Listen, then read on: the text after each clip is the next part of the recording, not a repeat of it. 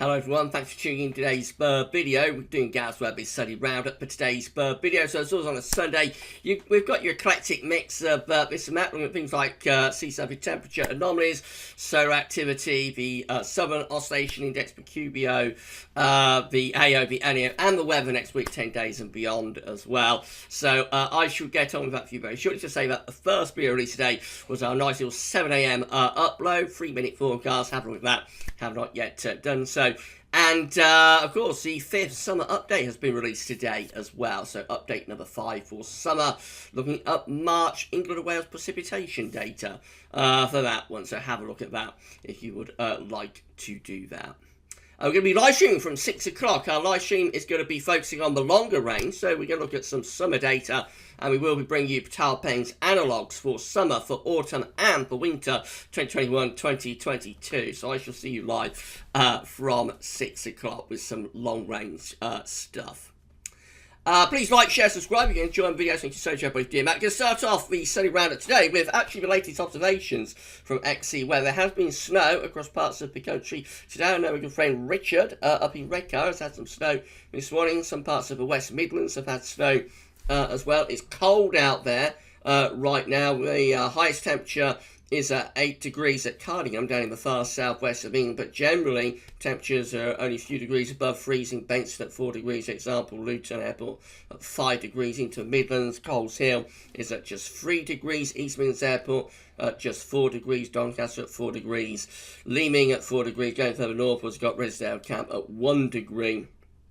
Strathallan is at 2 degrees, Loch Glasgarnock is at freezing, and Hara is at 3 degrees.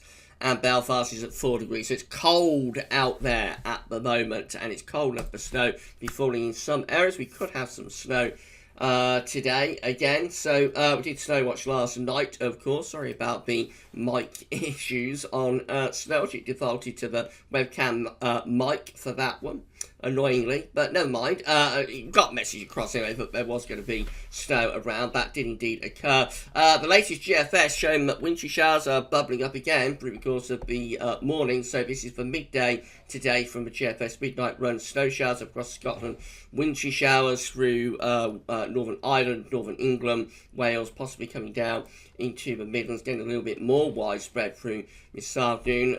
Any of these showers, if they're heavy enough, could give like a temporary dusting of snow. Covering snow is certainly possible on high ground, even to low levels up in the north. It is cold enough for that to happen. So another cold day coming up today. Overnight tonight, we bring this little cluster of rain, sleet and snow in from the Irish Sea in towards parts of Wales, southwest England too. By tomorrow and into Tuesday, we are bringing less cold air in off the Atlantic. So then everything starts to shift back to rain. So we are virtually at the end of this protracted spell of Arctic weather now, and we will see temperatures improving next week. Not going to be particularly warm, but we are going to see temperatures beginning to stage something of a recovery through next week. It will turn mainly dry, but if there is any precipitation around, after tomorrow morning, it will primarily be of rain then. So things are going to start warming up. If you've had enough of this cold weather during April, then you've not got much longer to wait before we're at the end of this Arctic blast. Right, this is how the, so moving on to solar activity, this is how the solar disk is looking on our side today from solarham.net. We've got a spotless solar disk. There are no visible sunspots on the solar disk today, so therefore solar activity is at very low levels and is expected to remain at very low levels for the next 3 days. This is GavsWeatherVids Solar Activity Tracker, updated by our good friend James Ackrill, keeper of the solar tracker, up to today, or up to yesterday, 10th of April. So the orange line is depicting each individual day's worth of sunspot activity. So you can see we are at a very low level of activity again, really. So there we see it flatlining with the orange chart along the floor of the chart. That shows have gone into spotlessness once again. We did have like a little uptick in activity a few weeks ago. So from February into March, we're getting sort of regular solar activity, albeit at a low level, but consistent sort of levels of solar activity. We have now, as I say, dropped back into spotless conditions once again, and it is enough to be lowering our trend lines, which are the thick green and thick red lines. They are starting to trend downwards. Again, certainly no sign of it again having a big spike in solar activity such as we had there back in November. So yeah, we remain at a very weak level of solar activity, and a slow old start to solar cycle 25 continues. Now, who am I today? Who was Rich turning into today? Oh, it looks like it's Gab Patrick today. I've been turned into Patrick Swayze. How funny is that? I'm not sure about that. Mrs. P's giving me a thumbs up. She likes Patrick, but I don't think I can pull Patrick off, really. So, but thank you, Rich. Anyway, no, Mrs. P doesn't think I can pull it off either, but there we go. Thank you, Rich, for turning me into Patrick today. Right, so let's have a look at this spotless days and the current spotless stretch. I certainly don't move like him anyway, and I certainly don't look like him, but never mind. Thank you so much, Rich, turning me into Patrick. Right, so spotless days is free. The current stretch is 3 days without any sunspots, and for 2021 overall, we are at 39 days without sunspots. That's 37% of the year. 2020 had 57% of the entire calendar year without sunspots, 208 days. And of course, our solar minimum year was back in 2019 with 281 days, 77% of the year. So you can see the percentages are coming up. We are gradually lifting into solar cycle 25, but this tells us it's a slow start. Remember, 2020 is our first year of solar cycle 25, and over half, over 50% of the year was had spotlessness, and into like the first sort of quarter and a bit of 2021, 38% of the year without sunspots too. So it's just showing, I think, again, what we know, that we are, having a slow old start to solar cycle 25, and the solar cycle hasn't really got going yet. Thank you so much to James and to Richard for the data and for turning me into Patrick. Right, here we go with sea surface temperature anomalies then. So this happens all on 29th March. We didn't have the chart last week. I couldn't find it last week. So this is still, we're comparing still back to 29th of March last time. I showed last time I showed like a new sea surface temperature anomaly chart. Got 3 areas of interest, of course. Got the Inter region just there. We've got the Northern Pacific over here, and we've got the Atlantic Ocean over there. So that's how the oceans were looking as of the 29th of March. You have a look at the very latest. Let's do that then. And that's it. That's the latest chart from NOAA for the 9th of April. So deal with the ENSO region first of all. We still have the signature of La Nina, albeit it has weakened over the past couple of weeks. Again, if we go back to last week, that's how things looked in the equatorial Pacific Ocean. So we've got these blue colours. These are cold now. We see surface temperature anomalies from Peru to Indonesia. That is signature of La Nina. And when we see that signature of La Nina a couple of weeks ago, the signature for La Nina is still there, but weakening through the equatorial Pacific Ocean. So as you expect, we've been in spring now and reverting back to ENSO neutral conditions, and so there we are. That's exactly what we expect to happen. It is happening, but the La Nina signature is continuing to weaken. We wait to see where we're going to go through the remainder of the year. Of course, we may set ENSO neutral through the remainder of the year. In the Northern Pacific Ocean, again, that's how things looked in the Northern Pacific Ocean a couple of weeks ago. So this, of course, is the cold PDO, Pacific Decadal Oscillation signature just there, this kind of horseshoe shape of cold in the northeastern and eastern Pacific Ocean. So that's how things looked a couple of weeks ago. This is the latest. So we still have that cold PDO signature, but it has weakened, along with the equatorial Pacific Ocean, cold average sea surface temperature anomalies. These cold average sea surface temperature anomalies have weakened a little bit as well. But nevertheless, it is still pretty cold in the eastern and northeastern part of the Pacific Ocean.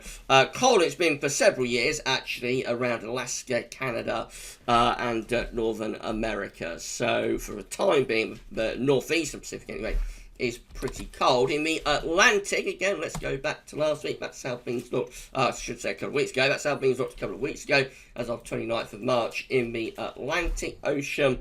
Let's have a look at the latest.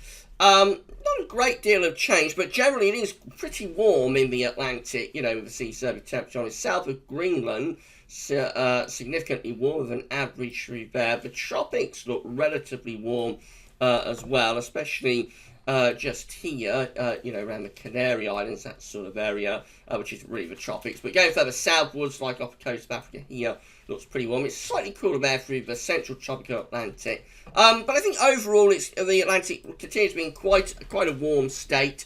You know, this is a situation last year and through the winter have had a relatively warm Atlantic Ocean, and that goes on, I think, for the time being.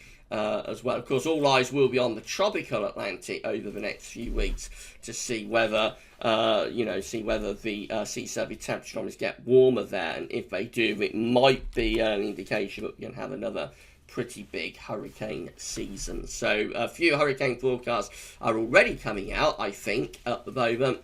And most of them are pointing to another active season. I've seen AccuWeather are pointing towards another active season, big season. Maybe not quite big as last year, but another pretty big season expected from AccuWeather. And I think from Weather Belt as well, Joe Bastardi, I think is expecting quite an active hurricane season again this year. But the uncertainty is about what's happening with La Nina, of course.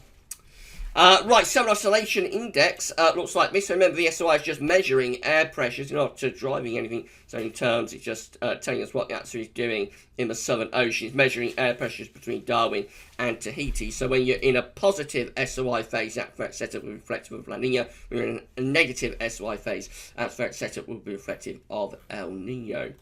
Come down to our daily columns. So these are the returns for Tahiti and also for Darwin, and then this is the overall SOI number in this column just here. So at the beginning of April, we had some negativity of the SOI. So the 1st of April came out at -4, 2nd of April came out at -9, 3rd of April came out at -13. That's an atmospheric setup, that's reflective of El Nino. But more recent days have shown positivity of the SOI. So 9th of April at +9, 10th of April at +9, and 11th of April ahead of us, of course, in Australia at +9 as well. So that's an atmospheric setup that's reflective of La Nina, swinging between sort of El Nino and La Nina type state, which is the reason we're at ENSO neutral at the moment. You know, neither El Nino or La Nina can get a direct sort of control of the pattern, and so just swinging between either state, which keeps us at ENSO neutral, of course. This is how the CFS is forecasting things to develop through the rest of the year. In the central part of the equatorial Pacific Ocean, got our temperature anomalies on the side. Dates in monthly periods are along the bottom. All important number is 0.5 degree below average, or 0.5 degree above average for El Nino, 0.5 degree below average for La Nina. So where we are right now is solidly in ENSO neutral territory. The ensemble mean, which is the black dash line here, keeps us at ENSO neutral, and actually at the beginning of the summer it starts to lift us up towards the positive side of ENSO neutral. But all the time, you know, either side of 0.5 degree below or above average, which keeps us at ENSO neutral. And then go for like a drop in the temperature through the summer and into the autumn. So going back to weak La Nina, the CFS is forecasting that we go back to weak La Nina conditions through the second half of the year and through the autumn and into winter 2021-22, forecasting like a weak La Nina at the moment. But of course, that is unreliable. We'll know more in a month or so's time. This is how Eurasian snow cover is looking. So again, the snow line just pulling back a little bit further. So now the snow line has cleared sort of western Russia and is moving back into more central parts of Russia. Most of Russia is still snow covered, it has to be said, just this western area, but is now snow free. Most parts of Europe continue to be snow free as well, except over mountainous areas, as you'd expect in April. And snow cover continues across many northern parts of Scandinavia, but southern parts of Scandinavia are snow free as well. So, of course, this will become completely snow-free away from mountainous areas across the whole of the Russian plain over the next 2 or 3 months. And then from around September, the snow line will begin to push back once again. QBO is looking like this. This is from NASA. So with this, you have to think that you've got our levels of the atmosphere here. So this is like the top of the atmosphere in the stratosphere at 10 HPA. This is where what we call the troposphere, the important level where weather is taking place between 30 and 50 HPA. On this chart, the blue and green areas are easterly QBO phases, and the brown sandy coloured area is westerly QBO phase. So our last proper easterly QBO phase, which is almost disappearing off the chart now, it's so long ago, was from 2017, 2018. Since like the end of 2018 onwards, we've been in a westerly phase of the QBO. We should have gone into an easterly QBO phase during 2020, and we almost did. You see how the easterly QBO gathers pace up here in the stratosphere and almost manages to descend down into the troposphere, but just doesn't quite pull it off, and actually the westerly QBO phase sort of strengthens and comes back later on through 2020. So the current situation is that in the troposphere, we are still in the westerly QBO phase. The easterly QBO phase continues to be lurking in the stratosphere, strengthening seemingly and starting to show signs of pushing down from the strat to the trop. Zoom in and have a look. Let me know what you think in the comments. I think that is definitely showing signs that the easterly QBO is not only strengthening in the stratosphere, but is also starting to try and descend down to the troposphere. So I think the ECQBO is going to have another go. I think it happened this summer. ECQBO will have another go at descending from the stratosphere to the troposphere, and we'll see how successful it is. It didn't pull it off in 2020. It failed to descend from the stratosphere to troposphere. We shall see in 2021 whether the ECQBO is more successful. But yeah, let me know in the comments what you think, everybody. I think definitely now we can say that the ECQBO is strengthening in the stratosphere and is showing signs of trying to descend. If you like put a curve line in, you can see definitely the trend there is for the ECQBO to be starting to push down towards the troposphere, I think. So all eyes on that, of course, in the coming few weeks and months.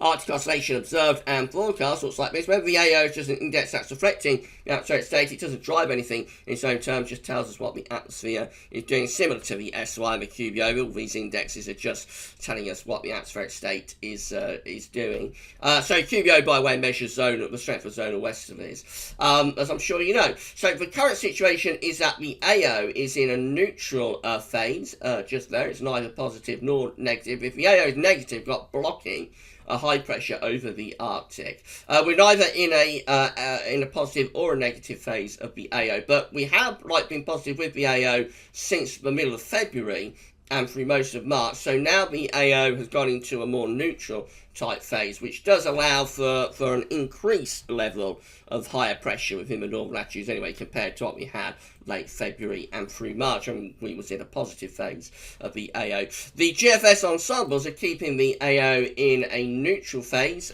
really over the next couple of weeks, so the AO stays neutral there for the next 2 weeks. The NAO looks like this, observed and forecast. So again, we see that with black line, we see where we've been with the NAO, generally positive with the NAO from the middle of February through March. Into April, though, the NAO has been in a more negative phase.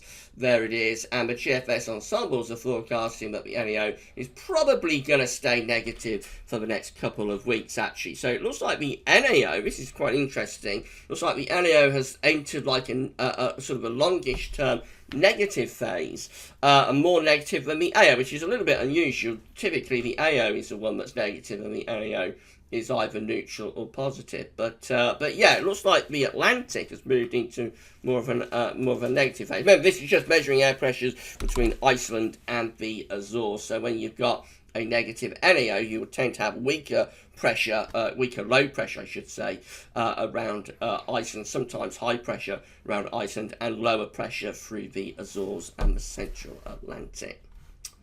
So that could be a signal for, chilly weather to continue to some degree anyway.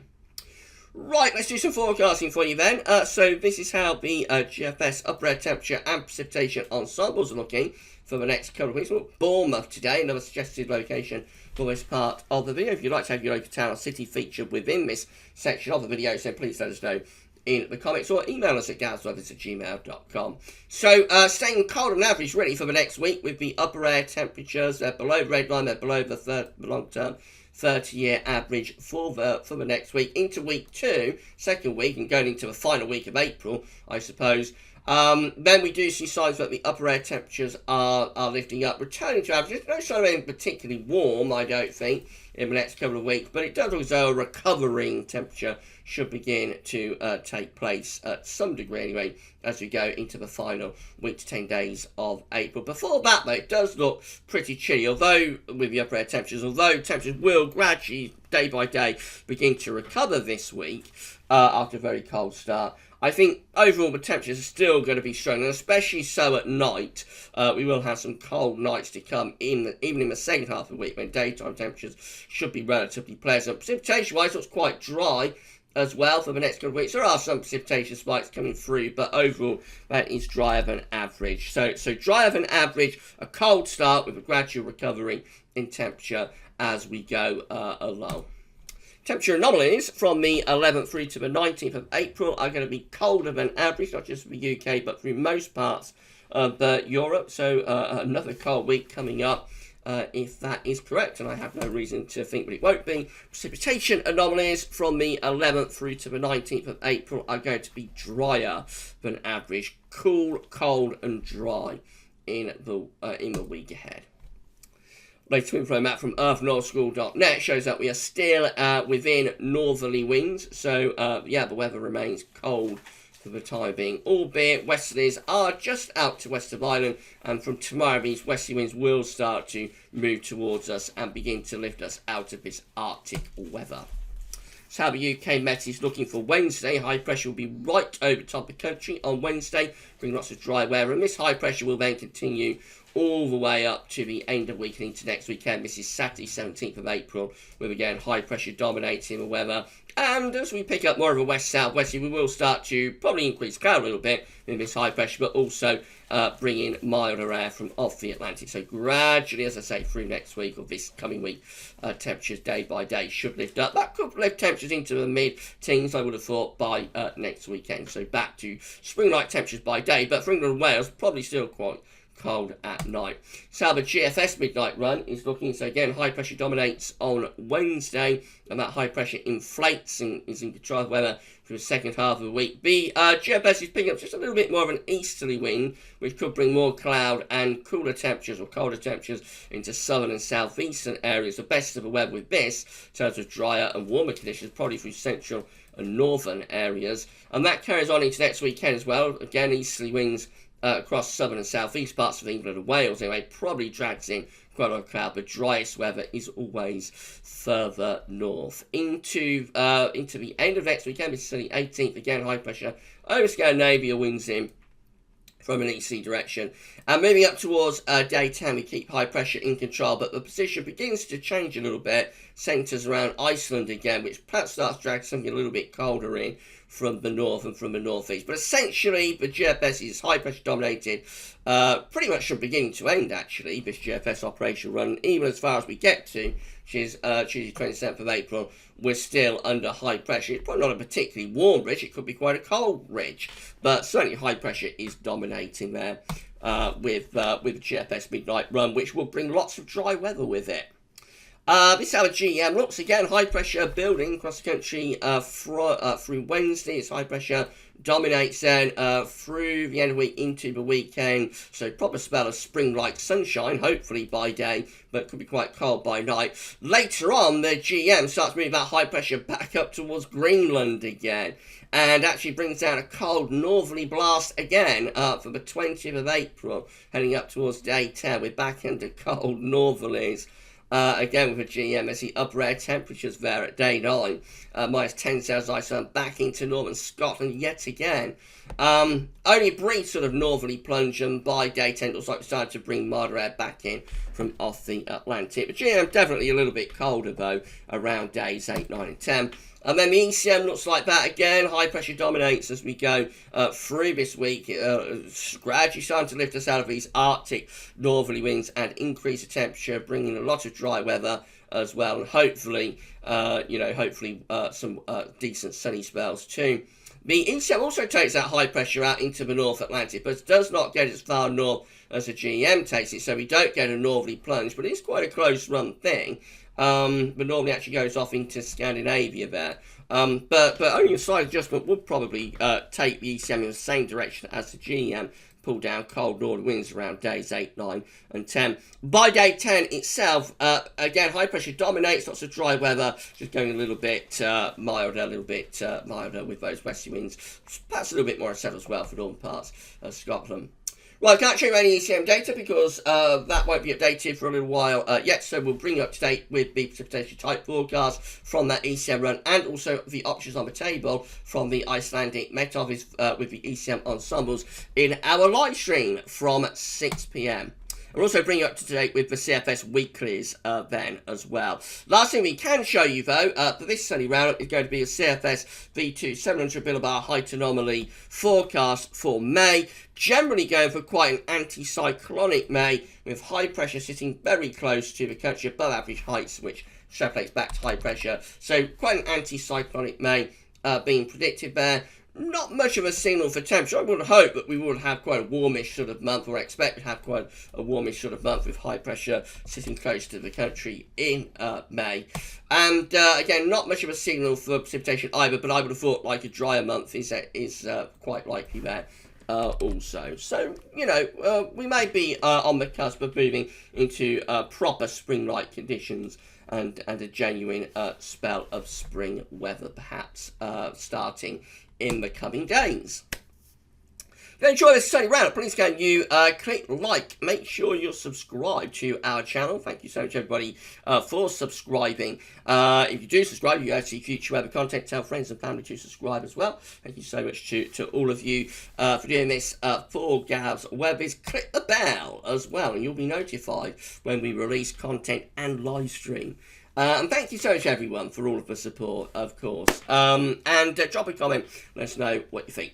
Right, that's it for the Sunday Roundup for this week then. We're going to be back later on live streaming, and that'll be from 6 o'clock. As I say, we'll bring on tape with the stuff that we couldn't show in the Sunday Roundup, like the ECM ensembles and CFS V2 weeklies over the next 4 weeks and so on. Bring it back in live stream, and of course, as is Sunday live stream, we've got to focus on the long range. So we'll be looking at summer, autumn, and yes, winter 2021-22 data from Patal Peng. And so I shall see you live from 6 o'clock for the Sunday Roundup. Though that's all for now, and thanks for watching.